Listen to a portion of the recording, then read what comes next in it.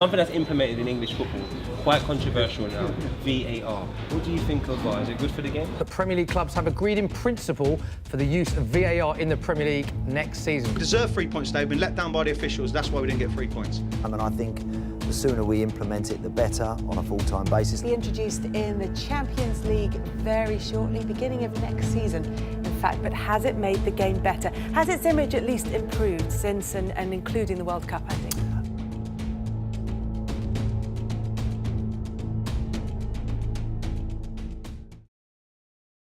We surround ourselves with technological innovation. Each day, this innovation continues to develop and establish its root in almost every single aspect of our interaction with the world around us.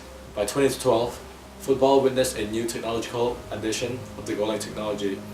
With this implementation of science, it has assisted in easing out certain difficulties within the football industry, offering players and referees with comfort, safety, and a quality performance. Yeah, they need all the help they can get. You know, we've seen quite clearly over the last couple of weeks some poor decisions from the officials. Tough job. So give them the help. Give them the help they need.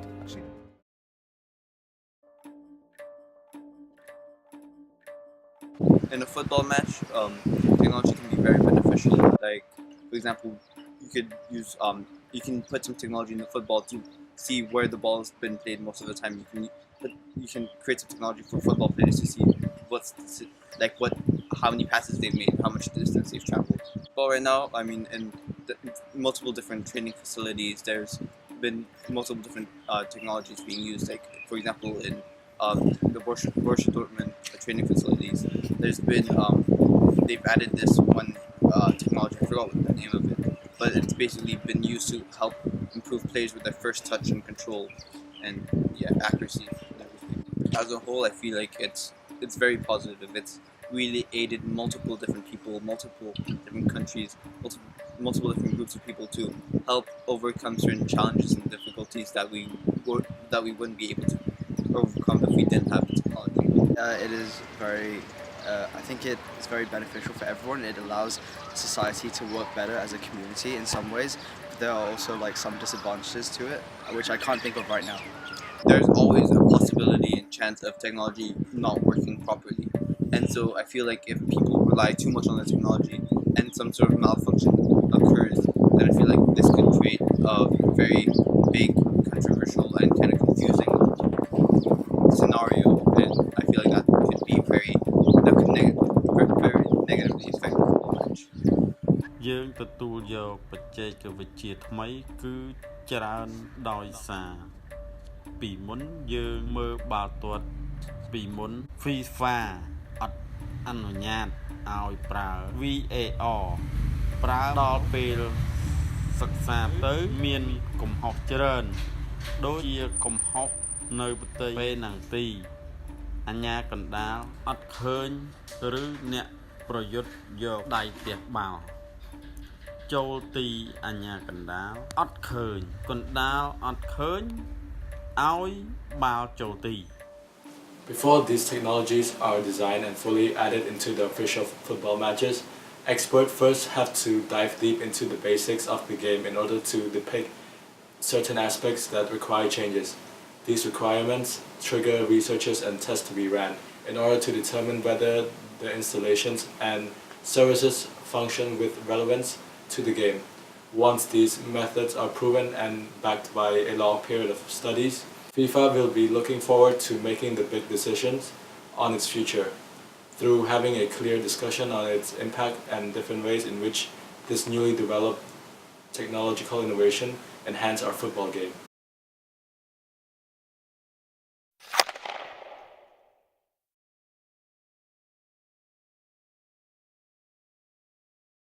The 2018 FIFA World Cup held in Russia witnessed the newly implemented technological system of the Video Assistant Referee, VAR. This system consists of an in-game referee and a VAR team, in which supports the in-game referee from various standpoints in the centralized video operation room located in the International Broadcasting Center.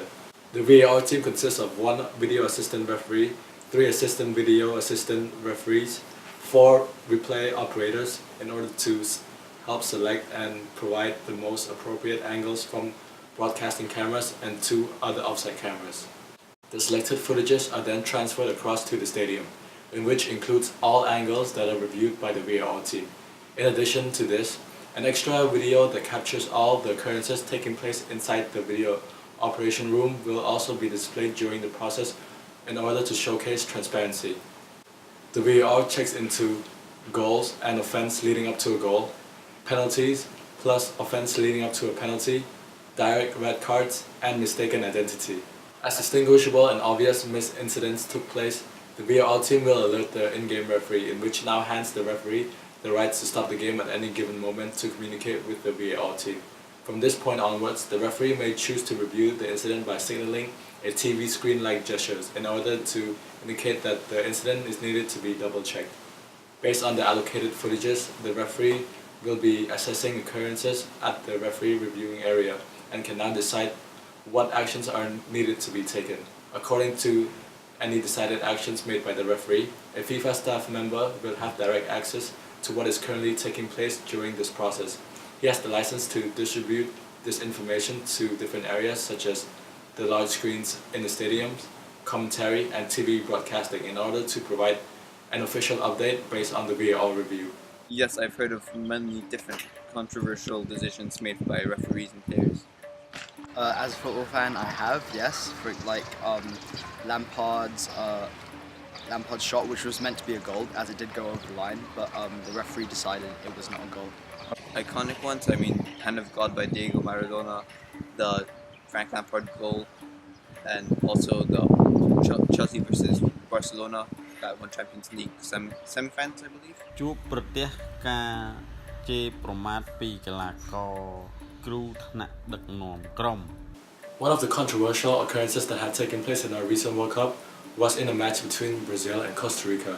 There have been several perspectives on this incident coming from both sides, and the problems surrounding VAR just continue to grow bigger and bigger. Quotes according to the BleacherReport.com suggested that if you don't use it every time, then it doesn't work, said Northern Amrabat. I think the new system is good for the World Cup because there can be no mistakes in the box, Belgium and Manchester United midfielder Marouane Fellaini told reporters. For penalties and free kick, it's good. Same for red cards. I think it's the new revolution in football. It's good for football.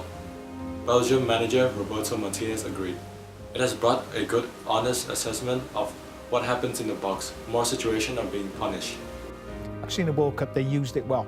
They got it, you know, like I said, the World Cup final, unfortunately, wasn't the VAR's greatest moment. It's a shame, isn't it? One of the worst decisions was in the World Cup final. Exactly, but it wasn't a true reflection of how good VAR was in that tournament. The incident began when what it may seem like Costa Rica's defender, Juan Carlos Gonzalez, has taken out Brazil's left winger, Neymar, inside the box. As the referee sprinted over to award Brazil a penalty kick, bodies of players has swam around the clash and argued for VAR to be used. After the referee has reviewed on the incident, the decision was reversed as he has claimed that Neymar deceivingly fell onto the ground without any sort of heavy contact. We told him to look at the big screen, defender Marcelo said. But he didn't want it to. It's not an excuse, but it was strange. Miranda added, maybe if I had thrown myself, the referee could have seen I had been pushed, but life goes on. But there are other elements of the game being affected too. Brazil Felipe's Coutinho is aware of how it is changing the behavior of players. You have to be careful how you talk to the referee, how you go up to him, he said. You may end up harming yourself and the team. That's not what people want. You may end up getting a yellow card. You have to remember referees are competent people doing their job and VAR is there to help them. Our coach Tite has talked a lot to us about it. Before the World Cup is held, Tite, the Brazilian coach, has advised his player should remain calm and cooperate with the referee's decision, especially regarding the use of VAR. However, things did not go in the direction he has hoped. As the tournament progressed, the Brazil side find themselves in yet another sticky situation and have sent a letter to FIFA complaining about the inconsistent use of VAR when Brazilian defender Miranda had been pushed by the Switzerland goal scorer Steven Zuber. This problem has happened even during the pre-World Cup period, which has continued to drag onwards up until the present day.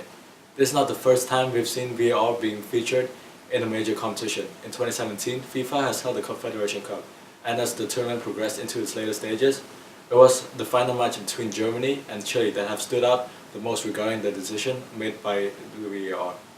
Chilean defender Gonzalo Yara was shown a yellow card after a harsh elbow onto German forward Timo Werner. As well as after the referee has seen the replay, fans are left with doubt due to no signs of any further actions such as a red card that falls under the main target of the VAR. Other international competitions such as the Under-20s World Cup have experienced similar issues regarding the newly implemented technological system. According to the Daily Mail, they have stated that FIFA remains committed to improving the way in which video replays are used, but how exactly is still unclear.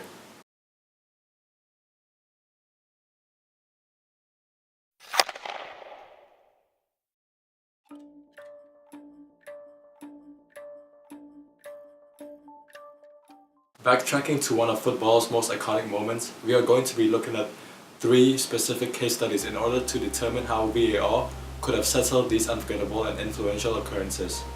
If anyone would have mentioned the hand of God to any football fans, they would have instantly recognized how astonishing this moment was and the implications it has caused to the footballing industry. Well, as a football fan, when I first heard and watched it, I thought it was ridiculous because obviously I'm half English myself, which makes it even worse on me. And yeah, I think it's unacceptable that happened. The referee must have been pretty blind, to be honest. Do you support the referee position? For what? For Maradona? Yeah. No, not at all. The match was being carried out at the Estadio Azteca, and at the time, we arguably witnessed one of the best footballers on the planet take center stage, Argentine's captain and number 10, Diego Maradona. Maradona was entering the prime stages of his career at the age of 25. A few months before 1986, he joined a struggling Napoli side from Barcelona in a record transfer fee of 6.9 million. A season after the World Cup, Maradona took his team to their first Scudetto, and not to mention the Coppa Italia to solidify his outstanding season. On both sides of the spectrum, the unbeaten Argentina is going up against England, a side that had failed to top their group stage before proceeding to the next round of 16, in which they have knocked out Paraguay to secure the spot in the quarterfinals. Meanwhile, the Argentine eliminated Uruguay in the process in order to move up through the brackets. The history and tension still remain between these two sides, which have really amplified the hype from the fans who could not hold back their excitement. Argentina lined up in their expected 3-5-1-1, which sees Maradona playing just behind the lone striker, Jorge Valdano, whereas England decided to keep their approach fairly neutral, with their standard narrow 4-4-2. The game started in favour of the Argentine side, as they came knocking on the door and testing England's defence through spending majority of their time in the final third. Although the first half have ended goalless, the pressure is weighing on England. As the second half has kicked off underway, Argentina still continues to showcase their dominance, and it did not take long for Maradona to put his side 1-0 up in the most dramatic fashion. The number 10 took the ball past Glenn Hoddle before he found himself squeezing through 2 England players, where he would proceed to move the ball with such elegance and play the ball into Valdano's foot. Maradona would continue his run into the penalty box to receive a lob ball from the strike partner. Here he leaped into the air and stuck his arms out to punch the ball past the on-rushing English goalkeeper Shilton. After the goal was registered, the public, the players and the refereeing officials were left confused to what has just happened. No one really spotted the incident except the English commentator Barry Davies, but there was still some doubt circling at this moment as he did not immediately jump into any sort of conclusion. Maradona would deceivingly go on and hit his foul by celebrating as England players started to display a sense of desperation for this decision to be reversed. Some have appealed to the referee Ali bin Nazer, claiming it was a handball, and some had suggested the goal was an offside. Overall, there wasn't a clear lead to what has just happened, and the game was played on to the full 90 minutes, in which sees Argentina seal their victory 2-1 over England and moving up into the semi-finals, where they would eventually go out and win the 1986 World Cup. After the incident had taken place, TV replays and photographs have clearly established that Maradona did use his hand to grab his side their lead over England. As stated by Goal.com, his goal was then named "A Little with the Hand of Maradona and a Little with the Hand of God." There have been several quotes listed by Goal.com, even ones that came out from Maradona himself, as he stated that "I was waiting for my teammates to embrace me, and no one came. I told them, come hug me or the referee isn't going to allow it." Bin Nazer and Dutchev later went on to blame each other for the miscommunications. Nazer claimed, "I was waiting for Dutchev to give me a hint of what exactly happened, but he didn't signal for a handball." However, years later, he had things resolved with his refereeing partner, as he rationally stated that the instruction FIFA gave us before the game was clear. If a colleague was in a better position than mine, I should respect his view. Dutchev then later also responded back with, although I felt immediately there was something irregular back in that time, FIFA didn't allow assistants to discuss the decisions with the referee. England manager Bobby Robson also has his say in this incident. He said, I saw the ball in the air and Maradona going for it. Robson added, Shilton went for it as well, but Maradona handled the ball into the net. You don't expect decisions like this at World Cup level. It's literally a football player cheating to get his way and to get his team to the way. In a way, it represents and symbolizes something much deeper. It's wanting to do whatever you want for your team to make sure they pass through. But the fact that Maradona cheated for this goal kind of makes it much worse, and it kind of shows how football was in such a negative state back then that everyone had to cheat their way through. Do you think it is necessary for a technological system to be utilized in this case scenario? Yes, definitely, because it would have made a huge difference. I feel like VAR would have allowed the referee to make a more clear decision and would have given the referee multiple different angles to see what had actually happened. As I feel like this promoted a negative way to play football. It promoted a way to cheat your way through, and rather than actually playing properly and earning your win. At the time, Lampard had struck his shot on goal while England was 2-1 down in the round of 16 knockout stages. His long-range effort had connected with the crossbar and bounces back down over the line until referee Matthew Upson had rejected the goal based on the assistant referee's decision, Jorge Larionda. England finished the game with a 4-1 loss, which saw them exiting the 2010 World Cup. The speed of Frank Lampard's shot against Germany has proven to be too fast for Uruguay linesman Mauricio Espinosa, as he has later came out to claim that this was indeed true. According to quotes from The Guardian, it has suggested that it was a very fast shot that I did not see properly, even though I was located in the right place, he told El País. We didn't see a replay in the dressing room at halftime, but you could sense what had happened. It was only when we saw the TV that we realized what happened. The ball is fired off the crossbar and immediately bounces over the goal line and out again. This goal massively impacted the England side and their mentality, which grabbed them an early exit in the Bloom Fountain on the 27th of June. Based on what Lampard and his teammate have suggested, the game would have gone in another direction if the goal would have counted, and England would have sealed a 2-2 draw. That's an initial thought. Obviously England were the victims of it again, so that just made it even worse for me.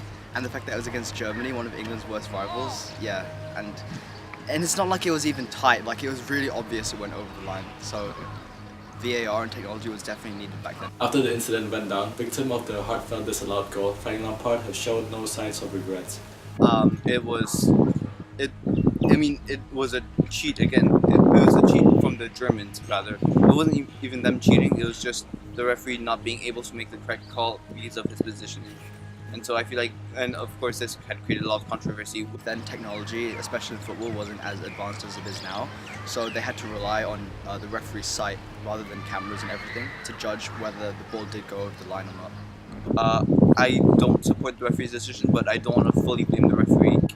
Even after the Diego Maradona hand of God, after this goal, I feel like this created a lot of more awareness for fans, especially in players, to create a way of being able to create a more fair ruling of refereeing.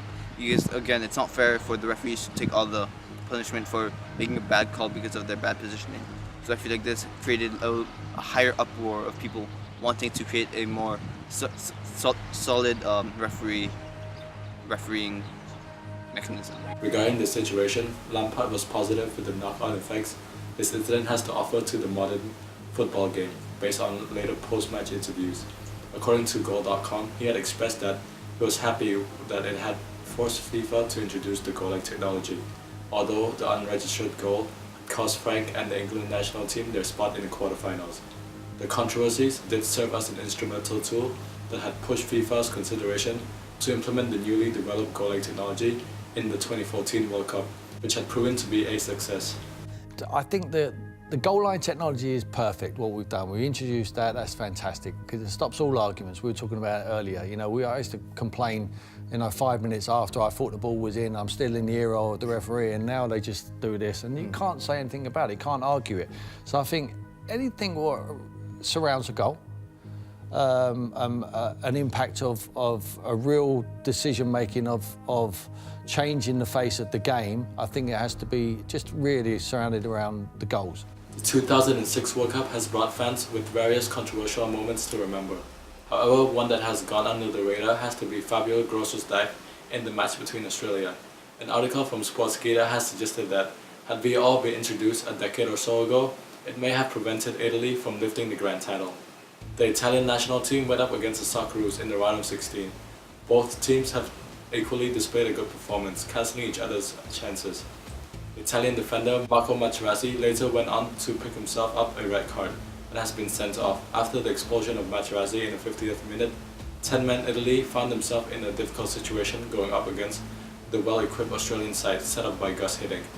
The Aussies were presented with chances after chances during the first half, however lacked the clinicality to seal a goal against sleepy Italy's, as they are desperately in search of a late goal to secure their spot in the quarterfinals.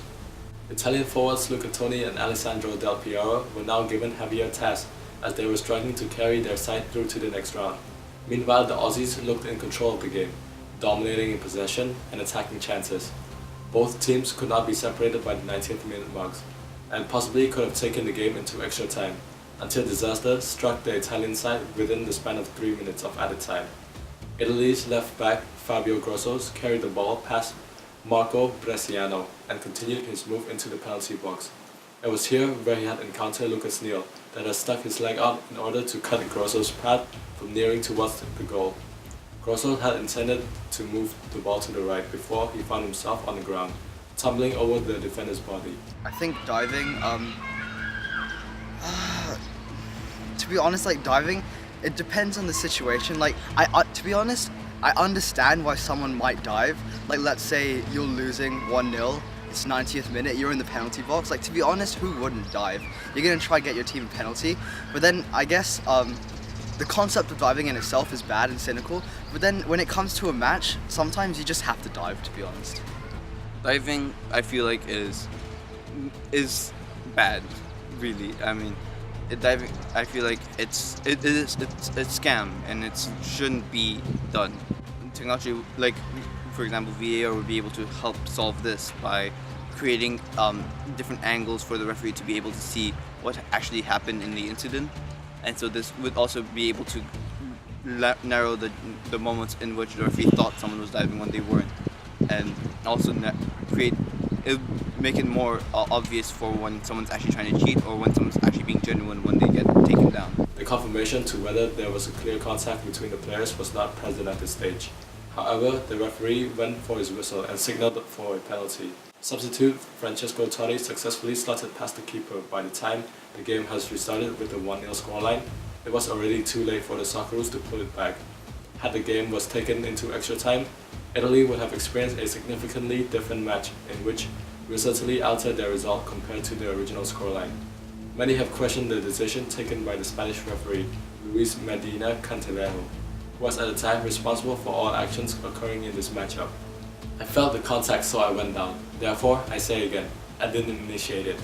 It's true that I felt the touch and I didn't have the strength to go forward, said Fabio Grosso.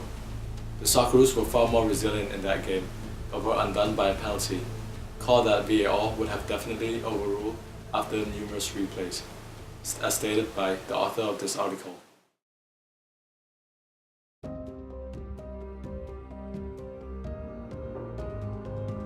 The expected goal of the VAR was to aid and eliminate any human refereeing mistakes. Similarly to other sports such as cricket and rugby, have had a success involving the use of their specific technological system, and that is what FIFA is trying to adopt in terms of the VAR. So far, the VAR has only excelled in ruling out goals that were caught offside, but FIFA wanted to take the system to a higher degree by allowing it to assess on other in-game problems. However, this saw a clear inconsistency, and they still continue to work on these issues. Fans and commentators have complained about the sluggish communications between the referee and the assistant referees. Furthermore, the long delay caused by each interview have massively slowed down the game and has kept the fans waiting and questioning on the possible outcomes. You're never going to get everything right. There's always going to be an opinion. A referee might see something different. What I'm a little bit against, and what you've got to be a little bit careful of, is slowing it down, bringing it to slow motion, because everything looks worse then. Yeah. Everything looks, and I think you just got to be a little bit careful with that. I like to see it in game time, so then he can see it straight off. When you slow it down that much, you will end up giving a foul or a penalty, or you're always going to go against or for the player who was fouled, no matter in what case. I like it because you can't make mistake. That's true. With the video, but the problem is sometimes you need to wait. Do you know what I mean? And on the pitch, you know, when the referee say no, you know, I'm doing something with it. So sometimes it's long, 1 minute, 2 minutes. To be fair, yeah, I like it because you can see everything. You can't lie. You say if you dive, you dive. I think, you know, I understand, like Andy, a lot of people have this sort of slightly amorphous thing about, well, it interrupts the flow of the game and everything, but I think some decisions are too big. You know, I remember watching one game in Italy and I was in disbelief. It took like 5.5 minutes, where it was, you know, the game went on because he didn't give a penalty, and then as it went on, and that took a couple of minutes, obviously, and then they came back to it. He then goes to the screen, then he's looking, and it just went on for so long. And by the time the penalty was taken, this is just crazy. And then we waited probably another 40 odd seconds, 50 seconds, I would assume, maybe a minute tops. Is anyone that put off or put out by the fact that we've had to stand there wait for another minute? I just think they want to make sure that it's correct for our game. I think we have got the best game in the world, best competition. So we're just letting other people trying things out for us, and then we're going to make sure we get it when it's correct. And I think it's correct now. I think it can't get much better than what he's doing, and the timescale of what it's taking to get the decisions correct are pretty spot on now. So it's time. It's time. The time to bring it in now, and I think it's made the correct decision. I was worried about it being too elite, where the best clubs, you know, the best stadiums, they get it in League One, League Two, and even like Parks Football Conference, you know, conference, all that type of stuff. They won't get the opportunity to use it, to make it fair for everyone. But I've seen it in the World Cup, and it did work well. Of course, there's always going to be mistakes, human errors. Even with VAR, it will reduce it, but there will be the odd one or two. There will always be talking points, but especially over the last week, I think it's a good decision. Look, they've got it in other tournaments now. They've got it in other leagues, so it was just a matter of time before it happened. Oh, the positives outweigh the negatives. You know, look, it's like there's a few goals I remember, you know, I was given wrongly offside for, but then there's 1 or 2 goals I had down I was offside. So you like to say it balances itself out, but you just want the correct decision. And that's all, whether it's for you or if it's against you. And if it helps the referee out, because, you know, the referees do have a tough job. You know, they really, really do. And I do believe we have some of the best refs in football in our league. But they're not going to get everything right. If this helps and it helps them get less stick, then I'm all for it as well. For other sports, it is normal to take breaks as reviews are being carried out, but that does not work in football. In both cricket and rugby, discussions between referee or the umpires are aired for the audience to see and understand what is currently going on, whereas in football, there still remains an element of secrecy behind each action taken by the ref that may have frustrated many fans. The lack of openness between this communication could maybe be one of the biggest problems within this process, and FIFA needs to be clearly displaying and allowing fans to listen to the communications that are happening between referees. And professionals have decided to share their opinion on this matter. Quotes stated by the Daily Mail suggested that former Premier League referee Mark Halsey tweeted during the Confederations Cup, "What on earth is going on with VAR? It's a shambles. There is a protocol in place, but officials are not adhering to it." Ex-Stoke City defender also wrote, "VAR will only work with factual decisions, not subjective ones. Blatant red cards, but when based on ref's opinion, VAR pointless." You know, the game's restarted, let's go. That's what VAR does. I think It takes you out of that moment where you feel massive yeah. injustice Yeah. and get on with the game. They said it's offside, hit Maya, didn't. I hit it twice, hit me, bobbed up, that's why it done Foster. It's a joke. You're going about VAR this, VAR that. Help the officials out. Clearly they need help. Clearly, we play in the Premier League, the best league in the world, the most watched league in the world. Give them all the help they need, because clearly they cost us 2 points a day. It's a joke. It will benefit the smaller clubs because he thinks referees are under pressure to give decisions for the big clubs, particularly at home, and that VAR takes that away. That's a good point. VAR takes Very that pressure away because it's just a black and white decision. I feel like it's been tried and tested, and it's been used for the World Cup, and it's going to be used for in the Champions League. So I feel like these are great examples of it being able to be used in the big leagues. And also I feel like even though it might not be perfect, making sure that it can go out and be used will be able for people to actually improve the product and to realize what problems they have with it. And also it'll just be good because the referees and managers and players have been asking for it for a long time, and so this will satisfy their needs. I think it's already been used in the Bundesliga and Serie A or something. So I think yes, it could be implemented in the big leagues. It was also used in the World Cup, so if it can be used in the World Cup, it could definitely be used in the Premier League. I feel like it's been quite successful. I watched the World Cup and I feel like there's been a lot of calls that wouldn't have been called if it wasn't for VAR, and there would have been a lot of penalties that wouldn't have been given, or a lot of fouls that wouldn't have been given if it wasn't for VAR. So I feel like it's been very good and it's worked very positively. VAR has been pretty successful. Some people still asked against it, which I'm not so sure why. I think it could still be improved in some ways, but I think it has benefited football as a whole. Yeah. I think that the referee needs to ask for VAR more often, because the VAR only comes in once in a while if it's a really two-sided argument between if it's a foul or not. So I feel like the referee needs to be able to be more freely expressive with the VAR, and also be able for when players from smaller teams ask for VAR to actually use it, because there's some controversy during the World Cup where I think Japan asked for VAR, but they weren't given access to it because they were a smaller country. I think it could be more efficient because it takes up a lot of time. Like, you have to pause the entire match just for the referee to go to one computer and then look over everything, when it could be done, I don't know, but I think everything just could be a lot more efficient.